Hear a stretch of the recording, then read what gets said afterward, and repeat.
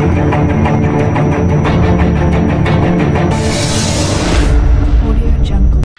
guys, welcome to Chennai IAS Academy.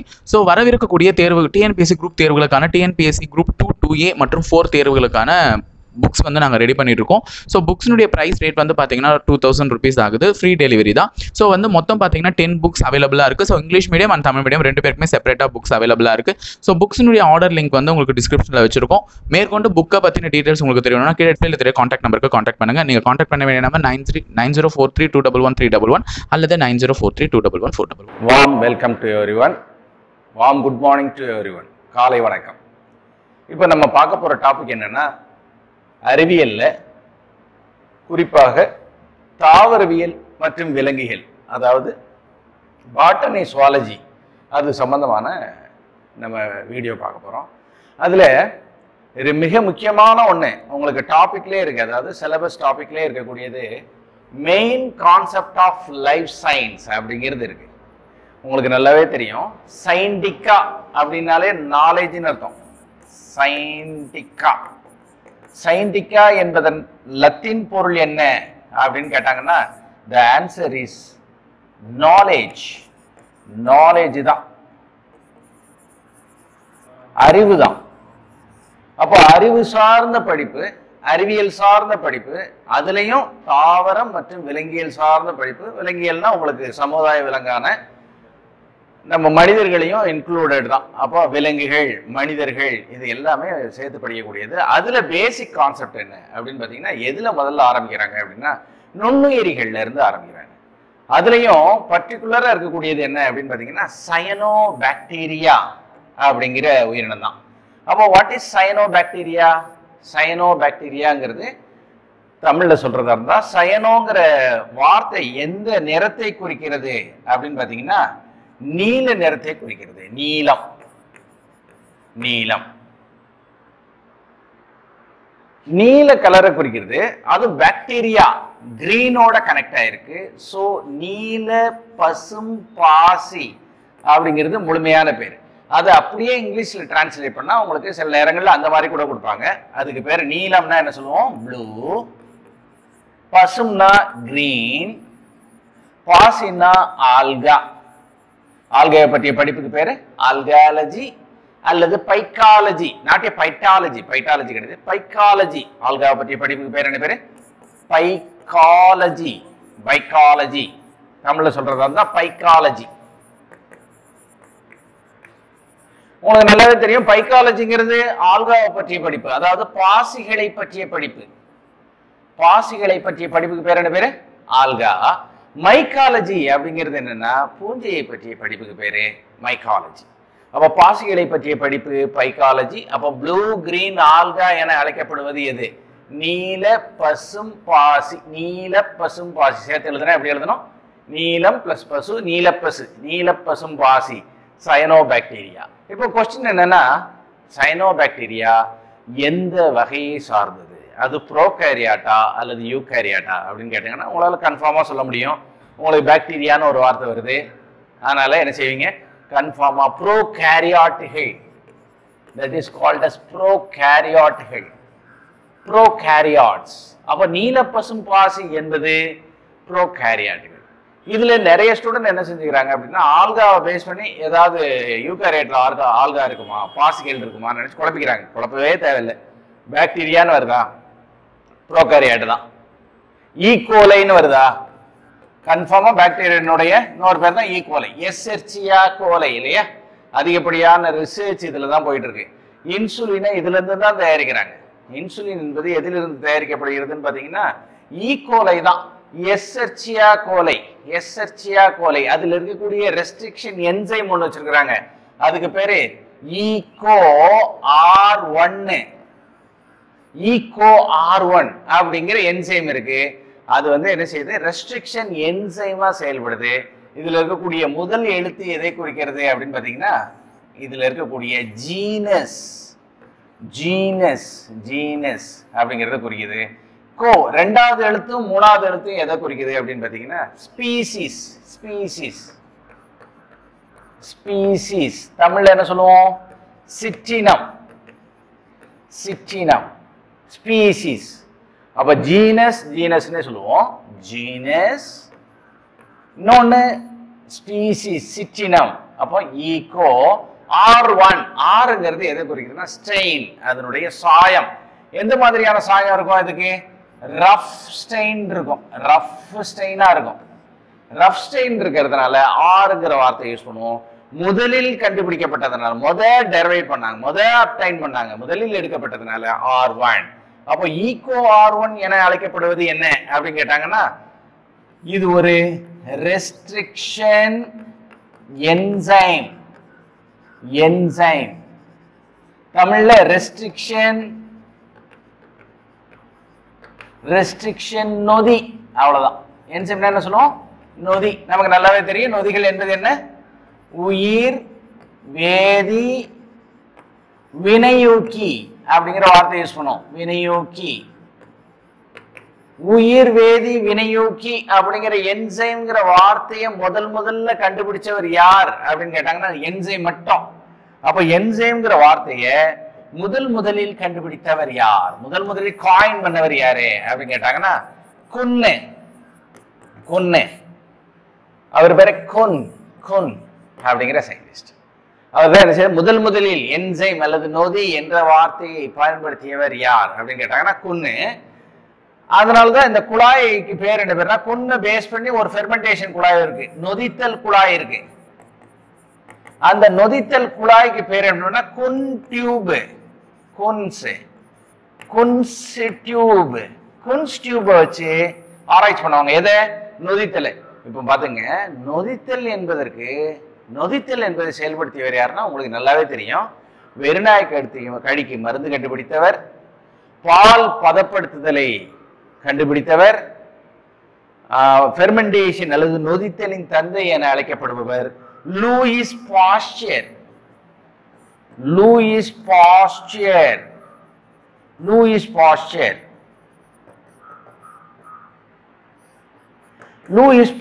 என்ற அறிவியல் அறிஞர். அவர் தான் இந்த நொதித்தல்ங்கிறத கண்டுபிடிச்சவர் இவரு. ஆனா நொதி என்பதற்கு பெயரிட்டவர் குன். பாத்துங்க, அப்ப எதையும் குழப்பிடாதீங்க. நொதித்தல் ஃபெர்மெண்டேஷன் உங்களுக்கு நல்லாவே தெரியும். பால் தயிராகுது பாருங்க, அது நொதித்தல். யார் வருவாங்க? பால் சார்ந்த ஒருத்தர் தான் வருவாரு. பாலை பதப்படுத்தினவர் யாரு?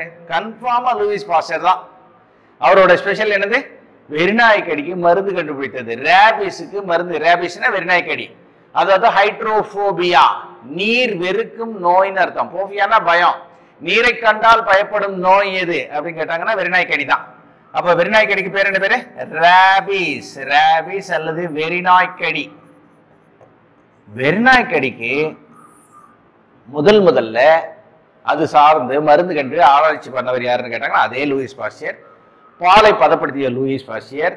நொதித்தல், பாலை நொதிக்க வச்சா தயிராயிரும் அப்படி ஞாபகம் வச்சுங்க. அப்ப பாலை நொதிக்க வச்சா தயிராயிரும். அதை கண்டுபிடிச்சவரும் யாரு? Louis Pasteur. ஆனா எந்த டியூபை பயன்படுத்தி கண்டுபிடிச்சாரு அப்படின்னு கேட்டாங்கன்னா குன்ஸினுடைய tube.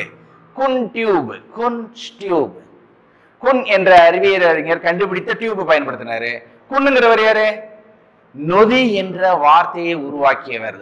Who is the term, the enzyme, the term coined by அப்படின்னு கேட்பாங்க. enzyme, the term coined by அப்படின்னு கேட்டாங்கன்னா குன். சரிங்களா? அப்போ பாருங்க, இது ஒரு நொதித்தல் என்சைம், ரெஸ்ட்ரிக்ஷன் என்சைம், தடுக்கக்கூடிய என்சைம். எது? ஈகோ. ஈகோலைங்கிறது என்னது? பாக்டீரியா. இது என்னது? ப்ரோகாரியாட். அப்போ இரண்டு பாக்டீரியா, அதாவது ப்ரோகாரியாட்டுக்கு ரெண்டு உதாரணம் சொல்லியிருக்காங்க, வேற எதுவுமே இல்லை. ப்ரோகாரியாட்டுக்கு ரெண்டு மிக முக்கியமான உதாரணங்கள். ஒன்னு நீலப்பசும் பாசி என அழைக்கப்படக்கூடிய ப்ளூ கிரீன் ஆல்கே, அதாவது சயனோபாக்டீரியா, இது ஒண்ணு. ரெண்டாவது ஈகோலை, இது மிக முக்கியமான ப்ரோகாரியாட்டுக்கு. அப்ப எக்ஸாம்ல கேட்டாங்கன்னா சயனோபாக்டீரியா பயந்துடக்கூடாது, என்னது? ப்ரோகாரியாட் தான். ப்ரோகாரியாட் இருக்கு பாருங்க, இந்த ப்ரோகாரியாட்டுகளுக்கு நியூக்ளியஸ்ல நியூக்ளியர் உறை இல்லை. உள்ள என்ன இல்லை? நியூக்ளியர் மெம்பரைன் கிடையாது. அப்போ அதனோட நியூக்ளியஸ் அழைக்கலாமா? உட்கருன்னு சொல்ல முடியுமா? சொல்ல முடியாது. அதுக்கு பேர் என்ன பேரு? நியூக்ளியாய்டு. நியூக்ளியாய்டுன்னு சொல்லுவோம். That is called as nucleoid. Nucleoid நம்ம சொல்லுவோம். அதாவது நியூக்ளியஸ் இல்லாத நியூக்ளியஸுக்கு பேர் என்ன பேரு? நியூக்ளியாய்டு. நியூக்ளியாய்டுங்கிற வார்த்தையை யூஸ் பண்ணுவோம் நம்ம. இது நியூக்ளியஸ் இல்லை, எதுக்கு? ப்ரோகாரியாட்டுக்கு. ப்ரோகாரியாட்டுக்கு example cyanobacteria and E coli. E coli இது ரெண்டுமே என்னது? அந்த ப்ரோகாரியாட்டுக்கு எடுத்துக்காட்டு. இப்போ இது ஒரு செல் இல்லையா? இது ஒரு செல் உயிரி தான். ஒரு செல் உயிரி பாக்டீரியா அப்படிங்கிறது. பாக்டீரியாங்கிறது ஒரு சிங்கிளா இருக்கக்கூடிய ஒரு ப்ரோகாரியாட், சிம்பிளான உயிரி. இப்போ இந்த செல்லெல்லாம் சேர்ந்தது ஒரு செல்லு. ஃபார் எக்ஸாம்பிள் ஏதாவது தாவர செல்லோ அல்லது விலங்கு செல்லோ சேர்ந்தா அதுக்கு பேர் என்ன பேரு அப்படின்னு பார்த்தீங்கன்னா ஒரு கூட்டு கட்டமைப்பு. அதுக்கு பேர் என்ன பேருன்னா டிஷ்யூ. டிஷ்யூ தமிழ்ல திசு. என்ன சொல்லுவோம்? திசுக்கள் அப்படிங்கிற வார்த்தை யூஸ். தமிழ்ல திசுன்னு சொல்லுவோம், டிஷ்யூ. இந்த டிஷ்யூவை பத்தி முதல்ல தாவரங்கள்ல ஆராய்ச்சி பண்ணவர் த ஃபாதர் ஆஃப் அனாட்டமி. அனாட்டமின்னா என்ன அர்த்தம்னா அண்டர் டு பி கட் அப்படின்னு அர்த்தம். அப்போ என்ன செய்யணும்? கட் பண்ணி பார்க்கணும். Below cut, below cut. அப்போ என்ன செய்யணும்? ஒரு தாவரத்தை எடுத்து அதை கட் பண்ணி பார்க்கறதுக்கு பேர் என்ன பேர்? அனானா என்னது? அனானா பிலோ, டோமி அப்படின்னா கட் பண்ண போறோம். எதை கட் பண்ண போறோம்? எதை கட் பண்ணாலும் உங்களுக்கு டிஷ்யூ கிடைக்கும். ஒரு விலங்கை கட் பண்ணாலும் டிஷ்யூ கிடைக்கும். அது தாவரத்தை கட் பண்ணாலும் உங்களுக்கு திசுக்கள் கிடைக்கும். திசுக்கள் இல்லாம கிடையாது. பிகாஸ் எல்லாரும் செல்களால் ஆனது. செல்களின் கூட்டமைப்பு எவ்வாறு அழைக்கப்படுகிறது? திசுக்கள். அப்போ ஃபாதர் ஆஃப் அனாட்டமி, அதை பத்தி தாவரங்கள்ல முதல்ல கட் பண்ணி கண்டுபிடிச்சவர் யாரு அப்படின்னு பாத்தீங்கன்னா நெஹிமியா க்ரூவ். நெஹிமியா க்ரூவ் எளிமையா ஞாபகம் வச்சுக்கலாம். கொஞ்சம் வளர்ந்தவர்னு ஞாபகம் வச்சுக்கலாம் இல்லையா? க்ரூவ் பாஸ்ட் டென்ஸ்ல க்ரூவ் அப்படி ஞாபகம் வச்சுக்கலாமா? Nehemiah Grew is a father of anatomy. Father of anatomy என்ன செய்தாரு? டிஷ்யூ டைப்பை என்னன்னு கண்டுபிடிக்கிறாரு. அடுத்து செல்கள்லே நகைச்சுவையாளர்னு ஒரு செல் இருக்காரு. நீங்க கேள்விப்பட்டிருக்கீங்களான்னு தெரியல. நகைச்சுவையாளர், செல்லின் நகைச்சுவையாளர், உயிரினங்களின் நகைச்சுவையாளர் யார்? அதாவது joker of the cell. Joker of the cell நல்லா ஞாபகம் வச்சுங்க. ப்ரோகாரியாட்ல நியூக்ளியர் மெம்பரைன் கிடையாது, எண்ணம் கிடையாது. நியூக்ளியர் மெம்பரைன், நியூக்ளியர் உரை கிடையாது. இங்க செல் மெம்பரைனே கிடையாது. செல் மெம்பரைன் கிடையாது, சிஎம் கிடையாது. அப்போ செல் மெம்பரைன் இல்லைன்னா அதுக்கு பேரு ஜோக்கர். என்ன செல்லுன்னு கண்டுபிடிக்க முடியாது. ஃபார் எக்ஸாம்பிள் பாசிட்டிவா, கிராம் பாசிட்டிவா, நெகட்டிவா, அதனுடைய ஸ்டெயின் என்ன, இதெல்லாம் கண்டுபிடிக்க முடியாது. அதனால செல் மெம்பரே இல்லைன்னா பிரச்சனை. அதனால அதுக்கு பேர் என்ன பேரு? ஜோக்கர் ஆஃப் த செல். செல்லின் நகைச்சுவையாளர் என அழைக்கப்படக்கூடியவர் யார் அப்படின்னு கேட்டாங்கன்னா மைக்கோபிளாஸ்மா. மைக்கோபிளாஸ்மா எவ்வளவு சைஸ்ல இருக்கும்? ரொம்ப நுண்ணிய அளவுல இருக்கும். 0.001 மைக்ரோமீட்டர். அப்ப செல்லை அளக்க பயன்படக்கூடிய அளவீடு எது? மைக்ரோமீட்டர். மைக்ரோமீட்டர் தான் வச்சு அளப்பாங்க. அது ப்ரோகாரியாட்டினுடைய சைஸ் என்னவா இருக்கும்? 0.003 இருந்து 2 மைக்ரோமீட்டர் வரைக்கும் இருக்கும். ஆனா யூகாரியாட்ல பாருங்க 10 to 100 மைக்ரான்ஸ் வரைக்கும் இருக்கும். அப்போ ப்ரோகாரியாட்டிக் செல்லுல 0.003 to 2.0 மைக்ரோமீட்டர் இருக்கும். யூகாரியாட்ல 10 to 100 மைக்ரான்ஸ் வரைக்கும் இருக்கும். இப்போ செல்லு நம்ம தெரிஞ்சு போச்சு. அதுல பெரிய செல் இருக்கு, பெரிய முட்டை. அப்போ பெரிய முட்டை எது அப்படின்னு பாத்தீங்கன்னா ஆஸ்ட்ரிச் எக்கு. ஆஸ்ட்ரிச் இது கேள்விப்பட்டிருப்பீங்க. நெருப்புக்கோழி முட்டை. நெருப்புக்கோழி முட்டை. அதான் ஒரு ஸ்டூடெண்ட் கேட்டாங்க, நெருப்புக்கோழி முட்டையா இருந்தா முட்டை போட்டுச்சுன்னா கன்ஃபார்மா ஆம்லேட் ஆயிருமே சார். இல்ல, அது அந்த மாதிரி நெருப்புங்கிறது உள்ள இருக்கக்கூடிய ஹீட் அப்படி கிடையாது. நெருப்புக்கோழி முட்டைங்கிறது, நெருப்புக்கோழிங்கிறது என்னது? ஒரு வகையான நடக்கும் பறவை, பறக்க முடியாத பறவை, ரொம்ப ஹைட்டா இருக்கக்கூடிய பறவை. இது பூமியில மணல்ல தலைய புதைத்து கொள்ளக்கூடிய ஒரு முக்கியமான பறவை. அந்த பறவை முட்டை போடும்போது பெரிய முட்டையை போடும். அந்த முட்டை தான் லார்ஜஸ்ட் செல். லார்ஜஸ்ட் செல், பெரிய செல். லாங்கஸ்ட் செல் எது? லாங்கஸ்ட் செல் எது? Very easy, neuron. நியூரான் அதுக்கு பேர் என்ன பேரு? நியூரான். நரம்பு செல்கள். நியூரான் நரம்பு செல்கள் தான். நெரு செல், என்எஸ். நெரு செல் அதாவது நரம்பு செல்கள் தான் நீளமான செல். நீளமான செல். அப்ப செல்களில் பெரியது எது? நெருப்புக்கோழி முட்டை. நீளமானது எது? நியூரான். இது எல்லாமே செல்லில் இருக்கக்கூடிய மிக முக்கியமான பாயிண்ட்கள். இதுதான் மெயின் கான்செப்ட் ஆஃப் லைஃப் சயின்ஸ்ல முக்கியமா கேள்வி கேட்கக்கூடிய பகுதி. அடுத்து பாத்தீங்கன்னா gateway of cell. Gateway of cell, செல்லினுடைய நுழைவாயில் எது? இப்போ வெளியில என்ன இருக்கும்? சிஎம், செல் மெம்பரைன் தான் இருக்கும். அதை தாண்டி தான் உள்ள வரணும். அப்போ செல் மெம்பரைன் அதாவது செல் சவ்வு, தமிழ்ல சொல்றதா இருந்தா செல் சவ்வுன்னு நம்ம சொல்லுவோம். அப்ப செல் சவ்வு என்பது நுழைவு வாயில். பவர் ஹவுஸ் ஆஃப் த செல் உங்களுக்கு நல்லாவே தெரியும். எது சொல்லுவீங்க? உங்களுக்கு மைட்டோகாண்ட்ரியா. அதாவது ஆற்றல் கோபுரம் என அழைக்கப்படுவது எது அப்படின்னு கேட்டாங்கன்னா மைட்டோகாண்ட்ரியா. ஆற்றல் நாணயம் என அழைக்கப்படுவது எது? ஏடிபி. நல்லா ஞாபகம் வச்சுக்கோங்க. நாணயம் கேட்டா ஏடிபி, கோபுரம்னு கேட்டா மைட்டோகாண்ட்ரியாங்கிறது ஸ்பெஷலா ஒண்ணு உங்களுக்கு தெரியும். தற்கொலை பைகள் எது? முன்னாடிலாம் ரொம்ப ரிப்பீட்டடா இந்த காம்படிட்டிவ் எக்ஸாம்ல, அதாவது லோயர் லெவல் காம்படிட்டிவ் எக்ஸாம்ல அடிக்கடி கேட்கக்கூடிய கேள்வி தற்கொலை பை எது? லைசோசோம். அதுக்கு பேர் என்ன பேரு? லைசோசோம். அப்ப லைசோசோம் அப்படிங்கிறது என்னது? தற்கொலை பைகள். பாருங்க. அப்ப தற்கொலை பைகள் எது? ஏன் தற்கொலை பைகள் அழைக்கப்படுது? அதுல ஆசிட் பாஸ்பேட்டேஸ்ங்கிற ஒரு என்சைம் இருக்கு. ஆசிட் பாஸ்பேட்டேஸ் அப்படிங்கிற ஆசிட் இருந்தாலே என்ன செஞ்சிடும்? உள்ள டைஜஸ்ட் பண்ணிடும் இல்லையா? பாஸ்பேட்டேஸ்ங்கிற ஒரு என்சைம் உள்ள இருக்கு. அதனால உள்ள போனோடனே டைஜஸ்ட் ஆயிருது. ஸோ இட்ஸ் கால்ட் அஸ் தற்கொலை பைகள். தற்கொலை பை என அழைக்கப்படுவது லைசோசோம். அப்ப லைசோசோம் என்பது என்ன அப்படின்னு பாத்தீங்கன்னா தற்கொலை பைகள். அதுல இருக்கக்கூடிய என்சைமுக்கு பேர் என்ன பேரு? ஆசிட் பாஸ்பேட்டேஸ் அப்படிங்கிற என்சைம். அடுத்து பாருங்க, டிரான்ஸ்போர்ட் சேனல் என அழைக்கப்படுவது, கடத்தும் கால்வாய் என அழைக்கப்படுவது. ஆன்சர் இஸ் கடத்தும் கால்வாய் எது அப்படின்னு கேட்பாங்க இல்லையா? அப்போ எண்டோபிளாச வலை. Endoplasmic reticulum. இது தமிழ்ல எப்படி எழுதுவீங்க? இந்த மாதிரி எழுதுவீங்க, எண்டோபிளாச வலை. எண்டோபிளாச வலை புரோட்டீனை சிந்தசிஸ் பண்ணா அதுக்கு பேர் ரஃப் எண்டோபிளாஸ்மிக் ரெட்டிகுலம். சொரசொரப்பான எண்டோபிளாச வலை. ரஃப்னா என்ன அர்த்தம்? சொரசொரப்பான எண்டோபிளாஸ்மா வலை. இதே இது ஸ்டீராய்டு, ஃபேட், கொலஸ்ட்ரால சிந்தசிஸ் பண்ணுதுன்னா அதுக்கு பேரு ஸ்மூத் எண்டோபிளாச வலை. Smooth endoplasmic reticulum. வளவளப்பான எண்டோபிளாச வலை. அப்ப எண்டோபிளாச வலைங்கிறது டிரான்ஸ்போர்ட் சேனல், டிரான்ஸ்போர்ட் பண்ணக்கூடியது. அந்த டிரான்ஸ்போர்ட் சேனல்ல ரெண்டு வகை இருக்கு, ரஃப் இன்னொன்னு ஸ்மூத். ரஃபா இருந்ததுன்னா புரோட்டீன், ஸ்மூத்தா இருந்ததுன்னா ஃபேட், கொலஸ்ட்ரால், ஆயில் சப்ஸ்டன்சஸ்.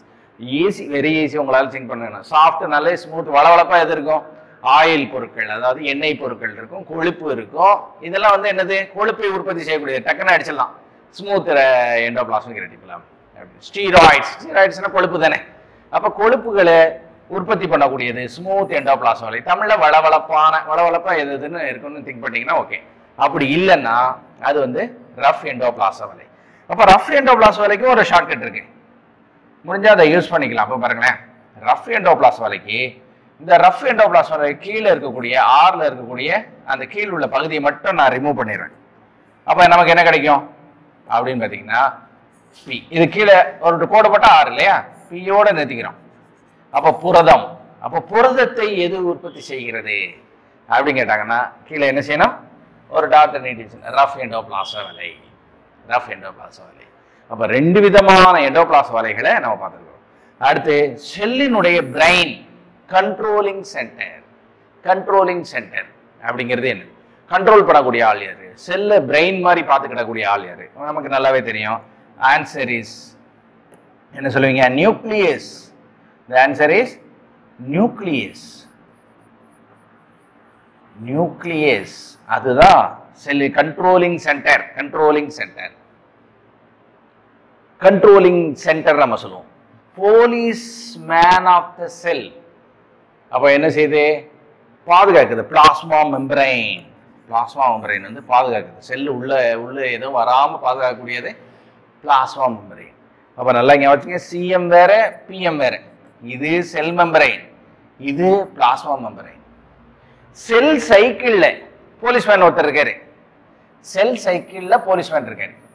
இதுல இந்த மாதிரி கொஸ்டின் கேட்கல, இனிமே கேட்கலாம். செல் சைக்கிள்ல போலீஸ்மேன் இருக்காரு. அவர் பேர் என்ன பேருனா, the name of the particular organelle is அதுக்கு என்ன சொல்லுவோம் அப்படின்னு பார்த்தீங்கன்னா வெரி ஈஸி. அவர் பேர் P53. P53 கேள்விப்பட்டதே இல்லையா சார்? ஒன்றும் கிடையாது. டியூமரை இன்டியூஸ் பண்ணக்கூடிய செல்லிலிருந்து பாதுகாக்கக்கூடிய போலீஸ்மேன். டியூமர்னா என்ன சொல்லுவோம்? கேன்சர். அப்போ கேன்சரிலிருந்து பாதுகாக்கக்கூடிய அல்லது புற்றுநோயிலிருந்து பாதுகாக்கக்கூடிய ஒரு போலீஸ்மேன் யார்? அப்போ செக் பாயிண்ட்ஸ் வச்சுருக்கோம். செக் பாயிண்ட்டை தாண்டி வர விடாது இல்லையா? நம்ம பார்த்துருக்கோம், சுங்கச்சாவடியெல்லாம் வச்சுருப்பாங்க. அது மாதிரி அதை தாண்டி போக முடியாது இல்லையா? போலீஸ் பந்தோபஸ்தெல்லாம் போட்டிருப்பாங்க. அதே மாதிரி புற்றுநோய் வரவிடாமல் தடுக்கக்கூடிய ஒரு போலீஸ்மேனாக செயல்படுவது எது அப்படின்னு கேட்டாங்கன்னா ஆன்சர் P53. அப்போ டிராஃபிக் போலீஸ் யாரு சார் அப்படின்னு கேட்டாங்கன்னா கோல்கை உறுப்பு. யார சொல்லுவீங்க? கோல்கை அப்பேரட்டஸ். கோல்கை அப்பேரட்டஸ் எப்படி எழுதுனா எப்படி எழுதுவீங்க? கோல்கை உறுப்புகள். என்ன சொல்லுவோம்? கோல்கை உறுப்புகள். அதான் கோல்கை உறுப்பு. கோல்கை பாடிஸ். கோல்கை பாடிஸ் அனிமல்ல தான். அனிமல்ல தான் கோல்கை உறுப்பு. தாவரங்கள்ல அதுக்கு பேரு டிக்டியோசோம். அதுக்கு பேர் என்ன பேரு? டிக்டியோசோம். டிக்டியோசோம் அப்படிங்கிறது தாவரங்கள்ல. அப்ப தாவரங்களில் கோல்கை உறுப்பு எவ்வாறு அழைக்கப்படுகிறது? Answer is டிக்டியோசோம். டிக்டியோசோம். டிக்டியோசோம் என அழைக்கப்படுவது தாவரங்களில் இருக்கக்கூடிய கோல்கை உறுப்பு. விலங்குகளில் இருக்கக்கூடிய கோல்கை உறுப்பு தான் என்னது? Traffic police. ஆக மொத்தம் கோல்கை உறுப்புன்னு வந்தாலே டிராபிக் போலீஸ், அதாவது காவலர், போக்குவரத்து காவலர் யார்? செல்லின் போக்குவரத்து காவலர் யார்? செல்லினுடைய கிச்சன் ஆஃப் த செல் எது? கிச்சன் ஆஃப் த செல். செல்லின் சமையலறை எது? என்ன சொல்லுவீங்க? செல்லில் இருக்கக்கூடிய சமையலறை எது? என்ன சொல்லுவீங்க? குளோரோஃபில்லா குளோரோபிளாஸ்டா? எது வந்து செல்லினுடைய சமையலறை? ஈஸியா நம்ம சொல்லலாம். which one is அப்படின்னு பார்த்தீங்கன்னா பச்சையம் கிடையாது, பசுங்கணிகம். என்ன சொல்லுவீங்க? பசுங்கணிகம் தான் கிச்சன் ஆஃப் த செல், செல்லின் சமையலறை என அழைக்கப்படுவது. Answer is பசுங்கணிகம். பசுங்கணிகம் தான். நிறைய பேர் பச்சையத்தை போட்டுறாங்க. Answer wrong. Chloroplast. Answer is chloroplast தான் மிக சரியான விடை. கிச்சன் ஆஃப் த செல் அப்படிங்கிறது குளோரோபிளாஸ்ட். பச்சைன்னு கேட்டா ஒரு கேள்வி கேட்கறாங்க. என்ன கேட்கறாங்க? பச்சையத்தில் இருக்கக்கூடிய தனிமம் எது அப்படின்னு கேட்கறாங்க. என்ன சொல்லுவீங்க? மெக்னீசியம். மெக்னீசியம். பச்சையத்தில் இருக்கக்கூடிய தனிமம் எது அப்படின்னு கேட்டாங்கன்னா மெக்னீசியம் தான். இப்போ பார்த்தீங்கன்னா இது ஒரு முக்கியமான வெவ்வேறு பெயர்கள். இது எல்லாம் நம்ம பார்த்துருக்குறோம் இல்லையா? 1665 அப்படின்னு சொன்ன உடனே, இந்த ஆண்டு சொன்ன உடனே உங்களுக்கு ஞாபகம் வரக்கூடிய சயின்டிஸ்ட் யாருன்னா மிக எளிமையான மிக முக்கியமான சயின்டிஸ்ட் யாரு அப்படின்னு பார்த்தீங்கன்னா ராபர்ட் ஹூக் அப்படிங்கிற சயின்டிஸ்ட். ராபர்ட் ஹூக் அவர் தான் என்ன கண்டுபிடிச்சாரு? செல்லை கண்டுபிடிச்சாரு. இந்த ஆண்டு 1665 கண்டுபிடிச்சது. அதே மாதிரி ஹியூமன் பாடியில நம்பர் ஆஃப் செல்ஸ் பாக்ஸ்ல கொடுத்துருக்காங்க. புத்தகத்துல என்ன கொடுத்துருக்காங்க? பாக்ஸ்ல ரெப்ரசன்டேஷன் பண்ணி கொடுத்துருக்காங்க. அப்போ 3.7 மனித உடலில் இருக்கக்கூடிய சராசரி தோராயமான செல்களின் எண்ணிக்கை என்ன அப்படின்னு கேட்டாங்கன்னா 3.7 10^13 அளவு இருக்கு. அப்ப எவ்வளவு? 37 போட்டு 12 ஜீரோ போட்டுக்கணும். 12 zeros follows 12 zeros. இவ்வளோ செல்கள் அப்ராக்சிமேட்டா இருக்கு. இந்த number of cell approximately present in our body or human body அப்படின்னு கேட்டாங்கன்னா எழுத வேண்டியதுதான். ஓகேங்களா? அடுத்து மிக முக்கியமானது 2 முக்கியமான பகுதிகள் இருக்கு. ஒன்று ப்ரோகாரியாட், யூகாரியாட். நம்ம பார்த்துருக்கிறோம். ப்ரோகாரியாட்டுக்கு உதாரணம் என்ன பார்த்துருக்கிறோம்? ப்ளூ கிரீன் ஆல்கே, நீலப்பசும்பாசி மற்றும் ஈகோலை. இதெல்லாம் ப்ரோகாரியாட். என்ன அளவில் இருக்கு? 0.0032 to 2.0 மைக்ரோமீட்டர். யூகாரியாட் நம்மளாம் யூகாரியாட் தான். அப்போ தாவரங்களும் விலங்குகளும் யூகாரியாட்டுகள். அது 10 to 100 மைக்ரான் வரைக்கும். இதை கொஞ்சம் யூகாரியாட்டை ரெண்டா பிரிக்கலாம். The eukaryotes are divided into 2 types. The eukaryotes, இந்த யூகாரியாட் இருக்கு பாருங்க, அதைத்தான் நம்ம ரெண்டா பிரிக்கிறோம். One is plant cell. யூகாரியாட் தான். யூகாரியாட்ல plant cell ரெண்டுமே யூகாரியாட். அனிமல் செல், தாவர மற்றும் விலங்கு செல்கள். தாவர மற்றும் விலங்கு செல் ரெண்டுத்துக்கும் ஒரே ஒரு மெயினான டிஃபரெண்ட் இருக்கு. செல்வால் எதுக்கு கிடையாது? செல்வால் இல்லாத எது? விலங்கு செல்கள். விலங்கு செல், அனிமல் செல்லுக்கு செல்வால் கிடையாது. எதுக்கு செல்வால் உண்டு? தாவர செல்களுக்கு செல்வால் உண்டு. அப்படிங்கிறது தான் மிக முக்கியமானது. இதுல செல் தியரி என்ன சொல்லுது? செல் கொள்கை. செல் கொள்கை அப்படி என்ன ஸ்பெஷலா சொல்லுது அப்படின்னு பார்த்தீங்கன்னா, ஒவ்வொரு செல்லும் ஏற்கனவே வந்த செல்லிலிருந்து உருவானவை. அனைத்து செல்களும் ஏற்கனவே உள்ள செல்லிலிருந்து உருவானவை. ஒவ்வொரு செல்களும் பாரம்பரிய பண்புகளை கடத்துகின்றன. அனைத்து செல்களும் பாரம்பரிய பண்புகளை கடத்துகின்றன. அப்ப பாரம்பரிய பண்புகள் என்னது? ஒரு ஜெனரேஷன்ல இருந்து இன்னொரு ஜெனரேஷனுக்கு கடத்தக்கூடியது என்னது? பாரம்பரிய பண்புகள் அப்படின்னு நம்ம சொல்லுவோம். அப்ப பாரம்பரிய பண்புகளை கடத்துவது எது அப்படின்னு பாத்தீங்கன்னா செல்லு. அப்போ ஒரு செல்லிலிருந்து மற்றொரு செல் உருவாகுது, அதாவது ப்ரீ எக்ஸிஸ்டிங் செல் அப்படின்னு சொல்லுவோம். ப்ரீ எக்ஸிஸ்டிங் செல், ப்ரீ எக்ஸிஸ்டிங் செல்லு. இன்னொன்னு ஒரு தலைமுறையிலிருந்து மற்றொரு தலைமுறைக்கு கடத்துவது, அதான் பாரம்பரிய பண்புகள். பாரம்பரிய பண்புகளை கடத்துவது. இன்னொன்னு உயிரினங்களின் அடிப்படை அலகாகவும் செயல் அலகாகவும் உள்ளது. அடிப்படை அலகு மற்றும் செயல் அலகு அழகாக இருப்பது. அப்ப பேசிக் fundamental and structural unit. Structural unit எது? செல்லு. இது மாதிரி ஒரு 3 ஆப்ஷன் கொடுக்குறாங்க. 1 2 3 3 ஆப்ஷன் கொடுத்து டி வந்து மிஸ்டேக்கா ஒரு ஸ்டேட்மெண்ட் கொடுக்குறாங்க. அதாவது செல்களுக்கு உயிர் இல்லை, செல்கள் என்பது அடிப்படை அலகு இல்லாமல் இருக்கிறது, செல் என்பது ஒரு வடிவமற்றது, செல்களில் இருக்கக்கூடிய செயல் அலகு எதுவுமே இல்லை அப்படின்னு 4வது ஆப்ஷன் கொடுக்குறாங்கன்னா, மேல என்ன கொஸ்டின் கேட்டிருப்பாங்க? தவறாக குறிப்பிடப்பட்டுள்ள கூற்று எது அப்படின்னு கேட்பாங்க. ஆட் 1 அவுட் தான். Odd 1 out. கீழ்கண்டவற்றை தவறா இருக்கிறத நீக்கணும். அப்ப எதை நீக்குவீங்க? எஸ், 4வதா ஒரு தவறான ஸ்டேட்மெண்ட் இருக்கும், அதை மட்டும் நீக்கிட்டீங்கன்னா all are the correct answer. Because of அனைத்து செல்களும் ஏற்கனவே உள்ள செல்லிலிருந்து உருவானவை, பாரம்பரிய பண்புகளை கடத்துபவை, அனைத்து செல்களும் அடிப்படை அலகு மற்றும் செயல் அலகாக இருப்பவை. இதுதான் செல் தியரி நம்ம சொல்லுவோம். இதுல மாடர்ன் செல் தியரி, மாடர்ன் செல் தியரி அதாவது அல்ட்ரா செல் தியரின்னு சொல்லுவாங்க, அல்லது மாடர்ன் செல் தியரியை கண்டுபிடிச்சவர் யார் அப்படின்னு பாத்தீங்கன்னா, தியரி கண்டுபிடிச்சவர் ருடால்ஃப் வெர்ச்சவ் அப்படிங்கிற சயின்டிஸ்ட். ஏற்கனவே அது சம்பந்தமா டிஸ்கஸ் பண்ணியிருக்கலாம். காரணம் என்னன்னா, ரிப்பீட்டடா கேட்கக்கூடிய கேள்வி. ஆம்னிஸ் செல்லுலா, செல்லுலா ஈ செல்லுலா அப்படிங்கிற வார்த்தையை உருவாக்கினவர் த ருடால்ஃப் வெர்ச்சவ் அப்படிங்கிற சயின்டிஸ்ட். அப்போ இந்த மாதிரி கேள்விகள்லாம் நம்ம ரிப்பீட்டட் கொஸ்டின், அதை தான் நம்ம டிஸ்கஸ் பண்ணியிருக்கோம். ஓகேங்களா? இதுதான் நம்ம என்ன பார்த்துட்டு இருக்கோம் அப்படின்னு பார்த்தீங்கன்னா, செல்லு தான். செல்லில் இருக்கக்கூடிய கேள்வி பதில்களை நம்ம பார்த்துருவோம். சிம்பிளா ஷார்ட்டா கீவேர்ட்ஸ் மாதிரி எழுதியிருக்கிறேன். It denote lot of questions, it ask lot of questions. கின்ஸ் மேக் ஏ கொஸ்டின்ஸ், இந்த கொஸ்டின் கிவ் ஏ கின்ஸ் ஆன்சர். அந்த மாதிரி நம்ம பார்க்குறோம். மைக்ரோமீட்டர் அப்படிங்கிறது எதை அளக்கக்கூடிய அளவு அப்படின்னு பார்த்தீங்கன்னா, செல்லை அளக்கக்கூடிய அளவிற்கு பெயர் என்ன அப்படின்னு கேட்டாங்கன்னா, எதை வச்சு பண்றோம்? மைக்ரோமீட்டர். அப்போ மைக்ரோமீட்டர் சைஸ்ல கூட செல்கள் இருக்கு, மிகச்சிறிய செல்கள் இருக்கு. நமக்கு தெரியும் பாக்டீரியா செல்ல ரொம்ப கம்மியா இருக்கு. மைக்ரோபிளாஸ்மா ஜோக்கர் ஆஃப் த செல் அப்படிங்கிறத நம்ம பார்த்துருக்கிறோம். செல் வால்னு ஒரு கொஸ்டின் கேட்டாங்கனாலே உங்களுக்கு எந்த செல் ஞாபகம் வரணும்? பிளான்ட் செல், அதாவது தாவர செல்கள் தான் உங்களுக்கு ஞாபகம் வரும். தாவர செல்கள்ல தான் என்ன இருக்கு? செல் வால் இருக்கு. எந்த மாதிரி கேள்வி கேட்கறாங்க அப்படின்னு பார்த்தீங்கன்னா, ஒரு பிராக்டிக்கலான கொஸ்டின். ஒரு ரகு அல்லது பிரியா என்பவர் மைக்ரோஸ்கோப்பை பார்க்கிறார்.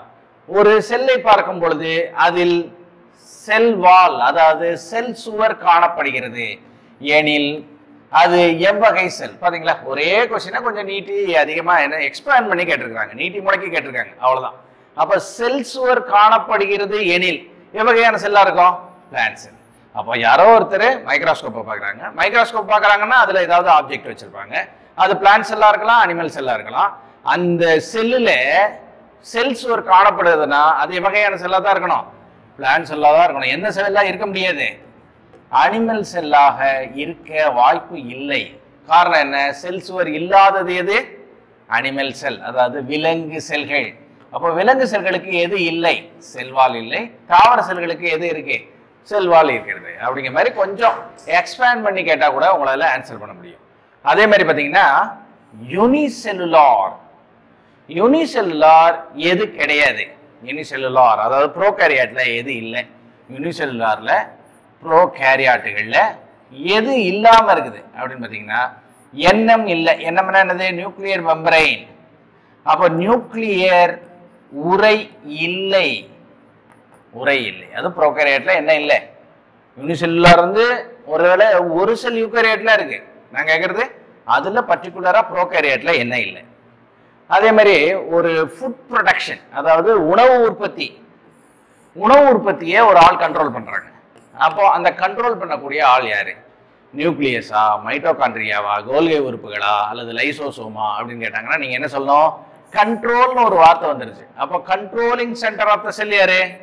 கன்ஃபார்மா நியூக்ளியஸ் தான். அதுவும் நியூக்ளியஸ் யார் கண்டுபிடிச்சது? ராபர்ட் பிரவுன் அப்படிங்கிற சயின்டிஸ்ட் கண்டுபிடிச்சாரு. Robert Brown, not a Hooke. ராபர்ட் பிரவுன்ங்கிற சயின்டிஸ்ட். ராபர்ட் ஹூக் என்ன கண்டுபிடிச்சாரு? செல்லை கண்டுபிடிச்சாரு. ராபர்ட் ஹூக்கு இன் 1665ல செல்லை தான் கண்டுபிடிச்சாரு. ஆனா ராபர்ட் பிரவுனு நியூக்ளியஸை கண்டுபிடித்தவர். அதான் கண்ட்ரோலிங் சென்டர் ஆஃப் த செல். ஒரு உணவு உற்பத்தியை கட்டுப்படுத்துகிறது எனில் அது எவ்வகை செல் அப்படின்னு கேட்டாங்கன்னா அது நியூக்ளியஸ் செல்லா தான் இருக்கணும். இன்னொரு வார்த்தை சொல்ற பாருங்க. ஒரு வேர்டு, லத்தீன் வேர்டு சொல்ல போறேன். ஆம்னி செல்லுலா ஈ செல்லுலா என்ற லத்தீன் மொழியிலிருந்து எந்த கருத்து வெளியிடப்படுகிறது, எந்த கருத்து குறிப்பிடப்படுகிறது அப்படின்னு கேட்பாங்க. which concepts is produced this omni cellula e cellula அப்படிங்கிறது அப்படின்னு பார்த்தீங்கன்னா வேற ஒன்றும் கிடையாது. New cell theory. New cell theory யார் கண்டுபிடிச்சது? the scientist, the famous scientist Rudolf Virchow அப்படின்னு பார்த்துருக்கோம் இல்லையா? அதான் நம்ம சொல்ல போறோம். Rudolf Virchow. That's all. அப்போ இந்த மாதிரி கேள்வி டைரக்டா கேட்டாங்கன்னா உங்களால ஆன்சர் பண்ண முடியும். எந்த செல்லை வெற்று கண்ணால் காண முடியாது? சிறிய செல், மிகச்சிறிய செல், ஒரு செல், இந்த மாதிரி மிக சிறிய செல் மைக்ரோமீட்டர் சைஸ்ல இருக்கிறதுனால வெற்று கண்ணால் காண முடியாது, காண முடிவது இல்லை. Not able to seen in naked eye. வெற்று கண்ணால பார்க்க முடியாது. அதுக்கு எக்ஸாம்பிள் என்ன அப்படின்னு பார்த்தீங்கன்னா ஒரு எக்ஸாம்பிள் சொல்றேன் பாருங்க. சால்மோனல்லா அப்படிங்கிற பாக்டீரியா. ஏன் சால்மோனல்லா நான் ஸ்பெஷலாக எடுத்துக்கிறேன்? உங்களுக்கு நோய்கள்னு ஒரு டாபிக் இருக்கு. அதுல என்ன கேட்பாங்க? சால்மோனல்லா டைப்பி அப்படிங்கிறது எந்த நோயை ஏற்படுத்துது? இதுல ஆன்சர் இருக்கு. என்னது? டைபாய்டு. டைபாய்டு காய்ச்சல். டைபாய்டு காய்ச்சல் என்னது அப்படின்னு பார்த்தீங்கன்னா வேற ஒண்ணுமே கிடையாது.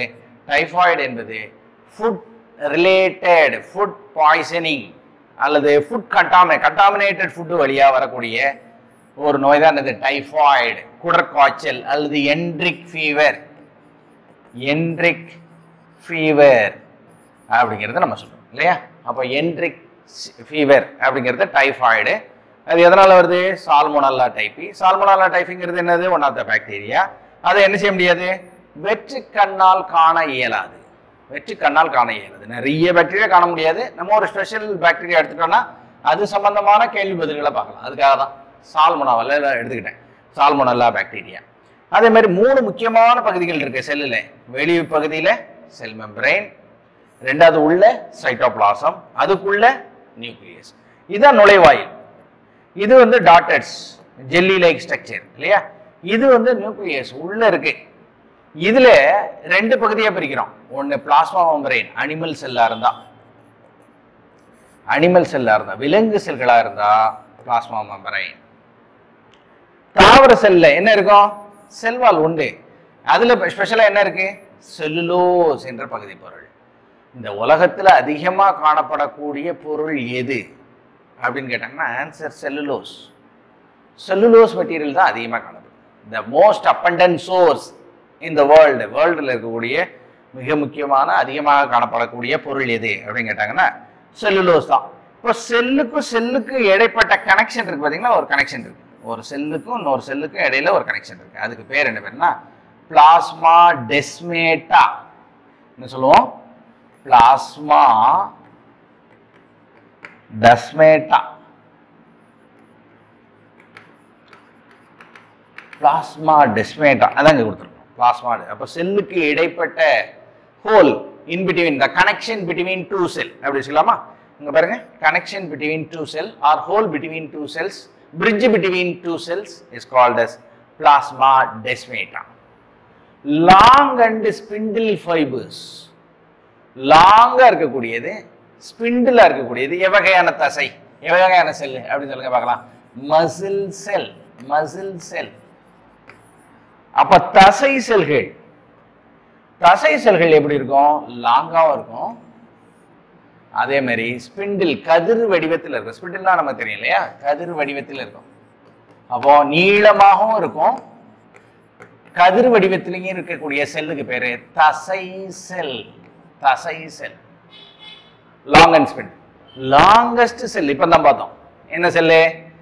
நெர்வ் செல், நரம்பு செல். எப்படிங்களா? நெர்வ் செல். நெர்வ் செல்ல முக்கியமான அடிப்படை அலகு நியூரான். நியூரான். அப்போ மூளையினுடைய அடிப்படை அலகு நியூரான். நரம்பு செல்களின் அடிப்படை அலகு the basic fundamental unit of nerve cell, neuron இல்லையா? மூல செல் என அழைக்கப்படுவது எது? ஒரு செல் மற்ற செல்லை உருவாக்கக்கூடிய தன்மையுடையது. ஒரே செல்ல பல செல்களா உருவாக்கலாம். A multipotential, but it has a single unique cell that is called a stem cell. மூல செல் அப்படிங்கிறது ஸ்டெம் செல். அப்ப எப்படி கேட்பாங்க? ஒரு செல் பல மாதிரியாகவும் உருமாறும் அல்லது உருவாக்கும் தன்மையுடைய செல் எது அப்படின்னு கேட்டாங்கன்னா answer is stem cell or மூல செல். ஏரியா ஆஃப் மூவ்மெண்ட் அப்படின்னு அழைக்கப்படுறது எது அப்படின்னு பார்த்தீங்கன்னா சைட்டோபிளாசம் தான். ஆன்சர் இங்கேயே இருக்கு, சைட்டோபிளாசம். சைட்டோபிளாசம் இங்க இருக்கு பார்த்தீங்களா?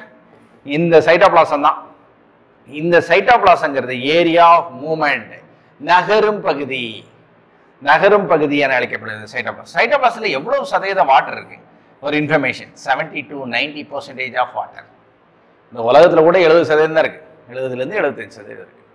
ஆனா இந்த சைட்டோபிளாஸ்ட்ல 90% வரைக்கும் வாட்டர் இருக்கு. சைட்டோபிளாஸ்டினுடைய கலர் என்ன? கலரே கிடையாது, கலர்லெஸ், கலர்லெஸ். அப்போ சைட்டோபிளாசத்தின் நிறம் என்ன? கீழே சிவப்பு, மஞ்சள், பச்சை, நிறமற்றது. ஆன்சர் நிறமற்றது தான் சொல்லணும். ஆர்பிசியில் உள்ள நியூக்ளியஸின் எண்ணிக்கை என்ன? 0, 1, 2, 3. ஆன்சர் 0 தான் சொல்லணும். காரணம் என்ன? ஆர்பிசியில் எது இல்லை அப்படின்னு பார்த்தீங்கன்னா ஆர்பிசியில் எது இல்லை? நியூக்ளியஸ் இல்லை. மெச்சூர்டு ஆர்பிசி, இந்த matured RBC not have an biconcave ஷேப்ல இருக்கு இல்லையா? இருபுற குழி வடிவம் உடைய செல் எது அப்படின்னு கேட்டாங்கன்னா அந்த செல்லுக்கு பேர் என்ன பேரு? ஆர்பிசி செல். இருபுற குழி வடிவம் உடைய செல் எது? ஆர்பிசி. எதை கடத்துகிறது? ஆக்சிஜனை கடத்துது. அதுல இருக்கக்கூடிய பொருள் என்னது? நிறமி, ஹீமோகுளோபின். அந்த ஹீமோகுளோபின் தான் ஆக்சிஜனை கடத்துது. இந்த செல் இருக்கு பாத்தீங்களா? இந்த செல்ல முதிர்ச்சி அடைஞ்ச செல்ல எது இல்லை? நியூக்ளியஸ் இல்லை. அப்போ நியூக்ளியஸ் இல்லாத செல் எதுன்னு கேட்டாலும் எழுதணும். நியூக்ளியஸில் உள்ள ஆர்பிசியில் உள்ள நியூக்ளியஸின் எண்ணிக்கைன்னு கேட்டு option A 0, option B 1, option C 2, option C 3, option D 3 எப்படி கொடுத்தாங்கன்னா 0 தான் ஆன்சர். எண்ணிக்கை என்ன அப்படின்னா நம்பரை போட்டக்கூடாது. அதே மாதிரி நிறம் என்னன்னா நிறம் போட்டக்கூடாது. நிறமற்ற செல் கூட இருக்கு, அதுக்கு எடுத்துக்காட்டு சைட்டோபிளாசம். சைட்டோபிளாசத்துக்கு நிறம் இல்லை. ஐ நீட் எ பிரேக், எனக்கு ஓய்வு தேவை என சொல்லப்படக்கூடிய செல் எது? வேற ஒன்றும் இல்லை, ரொம்பலாம் அதிகமாக கிடையாது. 7th ஜூனியர் கிளாஸஸ்ல படிச்சிருக்கக்கூடியது அப்படியே டைரக்டா ஹெட்டிங்கே போட்டிருக்காங்க, ஈஸியா போட்டிருக்காங்க. ஐ நீட் எ பிரேக், எனக்கு இடைவெளி தேவை என சொல்லப்படக்கூடியது. ஆன்சர் கோல்கை பாடி, கோல்கை உறுப்பு. கோல்கை உறுப்பு பத்தி என்ன சொல்லியிருக்கிறோம்? போக்குவரத்து காவலர் இவர் தான். டிராபிக் கான்ஸ்டபிள் ஆஃப் த செல். செக்ரேட்டார் இவர் தான். என்சைமை செக்ரேட் பண்ணக்கூடியது, என்சைமை செக்ரேட் பண்ணக்கூடியது இந்த கோல்கை உறுப்பு தான். தாவரங்கள் இருக்கக்கூடிய கோல்கை உறுப்பு எவ்வாறு அழைக்கப்படுகிறது? டிக்டியோசோம். நல்லா இங்க வச்சுங்க, டிக்டியோசோம்கள். தாவரத்துல கேட்டா டிக்டியோசோம் சொல்லலாம், விலங்குகளை கேட்டா கோல்கை உறுப்பு சொல்லலாம். அந்த கோல்கை உறுப்பு என்னது? Traffic constable. I need a break, I need a break. நீங்க சொல்ற மாதிரி இருக்குங்களா? எனக்கு பிரேக் தேவை, இருந்தாலும் ஐ நீட் எ பிரேக் அப்படின்னாலே என்ன அர்த்தம்? கோல்கை உறுப்பை தவிர வேற எதுவுமே கிடையாது. இன்னொன்று, ஒரு பாக்ஸ் ரெப்ரசன்டேஷன்ல உங்க புத்தகத்தில் கொடுத்துருக்கூடிய மிக முக்கியமான பகுதி அப்படின்னு பார்த்தீங்கன்னா பழம் பழுத்தல். இப்போ ஒரு கேள்வி கேட்குறவங்ககிட்ட, வாழைக்காய் இருக்கு பாருங்க, அது டேஸ்ட் வந்து வேற மாதிரி இருக்கு, கசக்குதுன்னு சொல்ல முடியாது, ஒரு தன்மையுடையதா, நாவுக்கு இனிதா இல்லை இல்லையா? நாவுக்கு இனிதான சுவை இல்லை. ஆனா வாழைப்பழம் பாருங்க இனிப்பு சுவையுடையதா இருக்கு. அப்போ எது எதுவாக மாறி இருக்கிறது அப்படின்னு கேட்டாங்கன்னா நிறைய பேர் சொல்றாங்க சார் வாழைக்காய் வாழைப்பழமா மாறி இருக்கு. அதுல உள்ள இருக்கக்கூடிய கெமிக்கல் சப்ஸ்டன்ஸ் என்ன, உள்ள இருக்கக்கூடிய ஃபார்மேஷன் என்ன, உள்ள இருக்கக்கூடிய சேஞ்சஸ் என்ன அப்படின்னு கேட்டாங்கன்னா வெரி ஈஸி. அப்போ ஒரு தாவரங்கள் எதை உற்பத்தி செய்கிறது? அப்ப கிச்சன் ஆஃப் த செல் எது? குளோரோபிளாஸ்ட். எதை உற்பத்தி செய்யுது? ஸ்டார்ச். ஸ்டார்ச்ங்கிறது என்னது? ஒரு பாலிசாக்கரைடு. இந்த ஸ்டார்ச்சினுடைய சுவை என்னவா இருக்கும்? சுவையற்றது அல்லது நான் சுகர், சுகர் இல்லாத போர்ஷன் தான் பாலிசாக்கரைடு இல்லையா? பல் சர்க்கரைன்னு நம்ம சொல்லுவோம். அப்ப பல் சர்க்கரை என்பது என்ன? இனிப்பு சுவை இல்லாததுக்கு பேர் தான் பல் சர்க்கரை. நிறைய பேர் பல சர்க்கரைகள் சேர்ந்தது நிறைய இனிப்பா இருக்கும் சார் அப்படின்னு சொல்றாங்க. பல சர்க்கரை தான் பல் சர்க்கரை, அதனால நிறைய இனிப்பு கிடையாது. பல் சர்க்கரைக்கு எது இல்லை? சுகர் இல்லை, சுகர் கிடையாது, நான் சுகர்.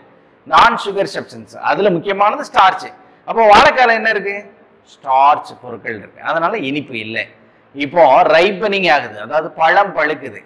அப்போ ஃப்ரூட் சுகரா மாறுது, ஃப்ரக்டோஸா மாறுது இல்லையா? அப்போ சுகர் மாலிகுலா மாறுது. அப்போ என்னவா மாறுது அப்படின்னா சுகர் மாலிகுல். அப்போ நான் சுகர் கன்வெர்டட் இன்டு சுகர். அப்போ கெமிக்கலா நம்ம சொல்றதா இருந்தா, பயாலஜிக்கலா நம்ம சொல்றதா இருந்தா, அப்போ நான் sugar, the non-sugar substances, sugar இல்லாத பொருட்கள், அதாவது சர்க்கரை இல்லாத பொருட்கள் சர்க்கரை உடைய பொருளா மாறுது. First thing. அப்ப எது எதுவா மாறுது? ஸ்டார்ச் கன்வெர்டட் டு குளுக்கோஸா மாறுது, சுகர் மாலிகுலா மாறுது இல்லையா? எப்படி சொல்லலாமா? சுகர் மாலிகுலா மாறுது. ஸ்டார்ச் தமிழ்ல எழுதலாம். ஸ்டார்ச் என்பது தரச பொருள்னு தமிழ்ல கொடுத்துருப்பாங்க பழைய புக்ல. தரச பொருள், தரசம்னா ஸ்டார்ச், வேற ஒண்ணு கிடையாது. தரச பொருள்னு கொடுக்கலாம், ஸ்டார்ச் கொடுக்கலாம், நேரடியாக ஸ்டார்ச்னு கொடுக்கலாம். அப்போ வாழைக்காயில் இருக்கக்கூடிய ஸ்டார்ச் என்பது எதுவா மாறுது? சுகர் மாலிகுல், சுகரா மாறுது.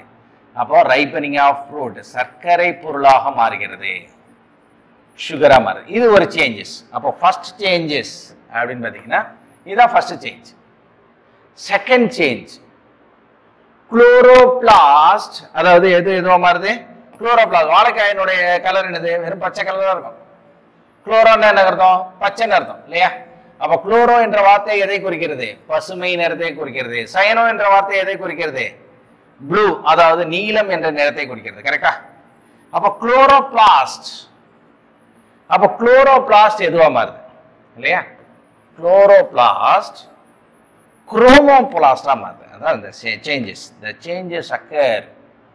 குளோரோபிளாஸ்ட் எழுத்து தெரியுதா பாருங்க, இது டார்க்ல எழுதுறேன் பாருங்க. the chloroplast, chloroplast அதே தான் எழுதிருக்கேன். chloroplast converted into chromoplast. what is chromoplast? chromoனா என்ன அர்த்தம்? கலர். அப்ப நிறமி உள்ள பொருளா மாறுது.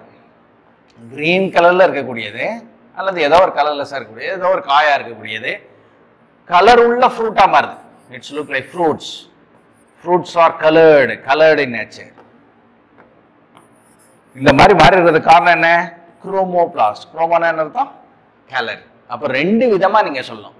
அப்ப ஃபுட் ரைப்பனிங் நடக்கும்போது ரெண்டு விஷயம் நடக்குது. ஒன்னு ஸ்டார்ச்ங்க, பல் சர்க்கரை, அதாவது நான் சுகர், சர்க்கரை அல்லாத பொருள் சர்க்கரையாக மாறுகிறது.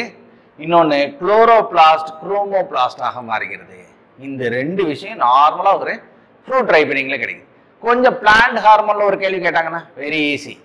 ஏன் ஒரே நைட்டில் நம்ம பழுக்க வச்சிடலாம் பழத்தை? நாளைக்கு முகூர்த்தம், இன்னைக்கு என்ன செய்யணும்? வாழைப்பழத்தை நாளைக்கு நமக்கு டெலிவரி எடுக்கணும். இன்னைக்கு ஈவினிங் சொல்லிட்டீங்க வாழைத்தார் கரெக்டாக, நாளைக்கு எங்களுக்கு வாழைப்பழம் வேணும். அவர் என்ன பண்ணுவார்? எத்திலீன் என்ற வாயுவை பயன்படுத்துவார். என்ன வாயு? எத்திலீன். எத்திலீன் என்பது என்ன? ஒரு ஹார்மோன். ஹார்மோன் என்பது என்ன? ஒரு வேதி தூதுவன். வேதி தூதுவனை அனுப்புவார். அந்த தூதுவனை என்ன செய்வாரு? பிளான்ட் ஹார்மோன் இருக்கு பார்த்தீங்களா, எத்திலீனை போட்டோன்னே நைட்டோட நைட்டா பழுத்துரும். என்னவா மாறிடும்? ரைப்பன்டு ஃப்ரூட்டா மாறும். அப்போ பழத்தை பழுக்க வைக்க பயன்படக்கூடிய ஹார்மோன் எது அப்படின்னு கேட்பாங்க. அல்லது பழத்தை பழுக்க வைக்க பயன்படக்கூடிய வாயு எது அப்படின்னு கேட்டாலும் என்ன சொல்லணும்? Ethylene is a correct answer. இப்போ பார்த்தீங்கன்னா ஐ நீட் ஏ பிரேக், இது இருந்தோம் சில, அதாவது ஃபுட் ரைப்பனிங்கை பற்றியும் நம்ம இது பார்த்துருக்கோம். இன்னொன்று செக்ரேட்டரி வெசிக்கிள்ஸ் அப்படின்னு பார்த்தீங்கன்னா அதுவும் எதை செக்ரேட் பண்ணுது, அதாவது கோல்கே பாடி எதை செக்ரேட் பண்ணுது அப்படின்னு பார்த்தீங்கன்னா என்சைமை தான் செக்ரேட் பண்ணுது. நிறைய செக்ரேட் பண்ணக்கூடியது அந்த கோல்கே பாடி தான். கோல்கே உறுப்புகள் டிராஃபிக் கான்ஸ்டபிள் தான், அவர் தான் என்ன செய்யறாரு, நிறைய செக்ரேட் பண்ணக்கூடியது அவர் தான். அப்போ பார்த்தீங்கன்னா கேள்வி பதில் வயசா நம்ம என்ன செஞ்சிருக்கிறோம், இதை டிஸ்கஸ் பண்ணியிருக்கிறோம். அப்போ டிஃப்ரெண்ட் டைப் ஆஃப் செல்லு சம்பந்தமான கேள்விகள் ரிப்பீட்டடா இந்த மாதிரி கொஸ்டின்ஸ் கேட்கலாம். புத்தகத்தில் இருக்கக்கூடிய பாக்ஸ் ஓரியன்டா இந்த மாதிரி கேள்விகள் கேட்கறதுக்கு வாய்ப்பு இருக்கு. ஸோ பார்த்தீங்கன்னா அடிக்கடி கேட்கக்கூடிய கேள்வி எது அப்படின்னு பார்த்தீங்கன்னா ஸ்டெம் செல்ஸை பற்றி கேட்காங்க. It has a unique in nature. It is very unique because of ஒரே செல் பல மாதிரியான செல்களை உருவாக்கும் தன்மை உடையதா இருக்கு. ஸோ ஸ்டெம் செல்ஸ் ரிலேட்டடா கேள்வி கேட்பாங்க. அல்லது என்சைம் ரிலேட்டடா கேள்வி கேட்டாங்கன்னா என்ன சொல்லுவீங்க, என்சைம் ரிலேட்டடா கொஸ்டின் கேட்டாங்கன்னா என்சைம் என்பது உயிர் வேதி வினையூக்கி. என்சைம் என்பதை பெயரிட்டவர் யார் அப்படின்னு கேட்டாங்கன்னா குன்னு. அவர் கண்டுபிடிச்ச குழாய்க்கு பேரு குன்ஸ் குழாய். குன்ஸ் குழாயை பத்தி ஆராய்ச்சி வச்சவர் யாரு, லூயிஸ் பாஸ்டியர்.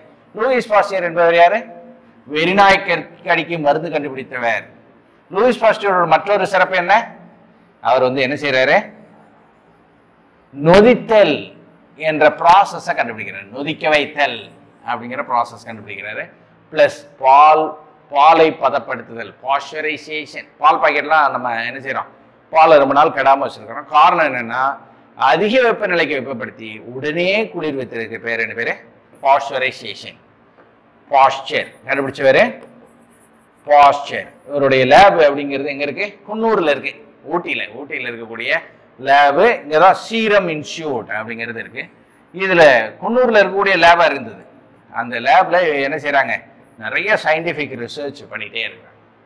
குன்னூர்ல இருக்கக்கூடிய லேபு லூயிஸ் பாஸ்டர் அவருடைய ஸ்பெஷல் லேபு. நம்ம தமிழ்நாட்டில் இருக்கக்கூடிய மிக முக்கியமான லேபுகளில் ஒன்று தான் அந்த லூயிஸ் பாஸ்டர் லேப். ஓகேவா. இப்போ பாருங்க, இதே இது செல்